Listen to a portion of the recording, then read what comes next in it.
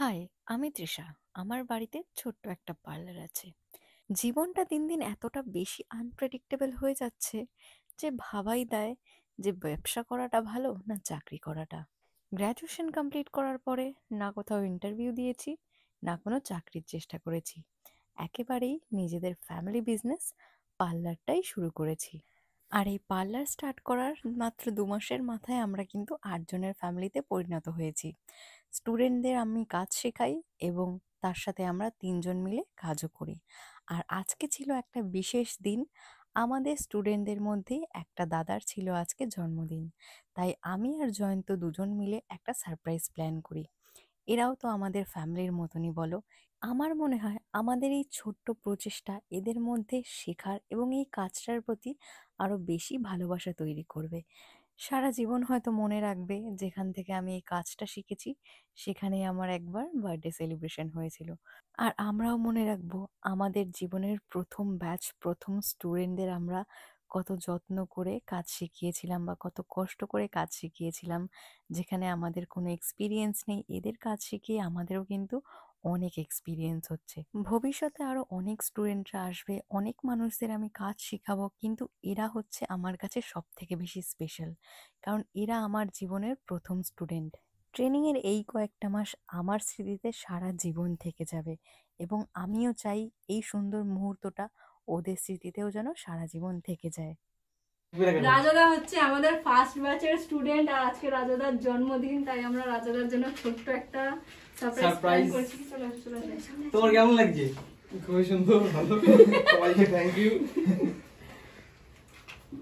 একটু ঘুরিয়ে দেন, এটা ঘুরিয়ে দিলে ভালো লাগবে। তো রাজা ভাইয়ের হচ্ছে কত বছর? 25 বছর পূর্ণ হলো।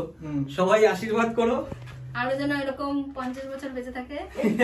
50 বছর আরো 50 বছর বেঁচে থাকবে, তাহলে 75 হবে। কেন? আর যেন 100 বছর বেঁচে থাকে।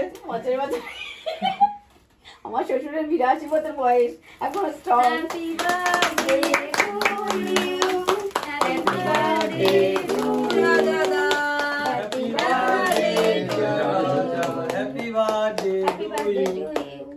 পানি চালাবো? হ্যাঁ, চালিয়ে দাও। এবার রাজাকে খাইয়ে দে। আরে দি তুই খা, তোর বাড়িতে আরে না, ঠিক আছে। খেয়ে নাও। একটু খেয়ে দাও, একটু খাও।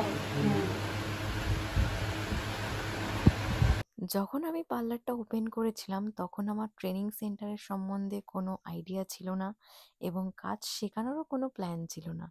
আমি নিজে কাজ করেছি অনেক বছর, নিজে প্রচুর কাজ করেছি, নিজের কাজের প্রতি এক্সপিরিয়েন্স অনেক থাকলেও কাউকে শেখানোর জন্য যে এক্সপিরিয়েন্সটা দরকার সেটা আমার ছিলও না, আর নিজের প্রতি ভরসাটাও ছিল না। কিন্তু একজন একজন করে যখন স্টুডেন্টরা অ্যাডমিশন নিতে থাকলো এবং এক একটা দিন যখন আমি তাদের কাজ শিখালাম এবং তারা যখন কাজ করে আমায় দেখালো, তখন আমার মনের মধ্যে একটু ভরসা এসেছিল যে হ্যাঁ, আমিও পারবো। কাউকে কাজ শেখানোটা ভীষণ বড় একটা দায়িত্ব।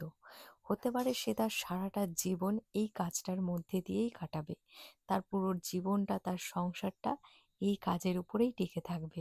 তাই আমার দায়িত্বটাও কিন্তু অনেকাংশেই বেড়ে যায়। তাদেরকে ভালোভাবে কাজ শেখানো, হাতে ধরে প্রত্যেকটা জিনিস দেখিয়ে দেওয়া, এই সবটাই আমার দায়িত্ব, যাতে তারা অন্য কোথাও কাজে গিয়ে না ঘাবড়ে যায়, না ভয় পায়। সেভাবেই আমি কিন্তু প্রত্যেকটা মানুষকে হাতে ধরে ধরেই কাজটা শেখাচ্ছি। আমি এইরকম স্পেস কখনো পাইনি যেখানে আমাকে হাতে ধরে কাজ শেখানো হবে। আমরা কিন্তু দেখে দেখেই কাজ শিখেছি বেশিরভাগটাই, কিন্তু আমি চাই না আমার স্টুডেন্টরাও সেরকমভাবেই শিখুক। তার জন্যে কিন্তু আমি প্রত্যেককে সমানভাবে সময় দেওয়ার চেষ্টা করি এবং প্রত্যেকের ভুল ত্রুটি সমানভাবে ধরিয়ে দেওয়ার চেষ্টা করি। আজকের দিনটা এভাবেই হাসি মজা খুনসুটির মধ্যে দিয়ে শেষ হয়ে গেল। আরও একটা দিনের জন্য আমি প্রস্তুতি নিচ্ছি। আশা করি আমার এই ছোট্ট জীবনের ছোট্ট অংশ তোমাদের ভালো লেগেছে। দেখা হচ্ছে পরের ভিডিওতে। বাই।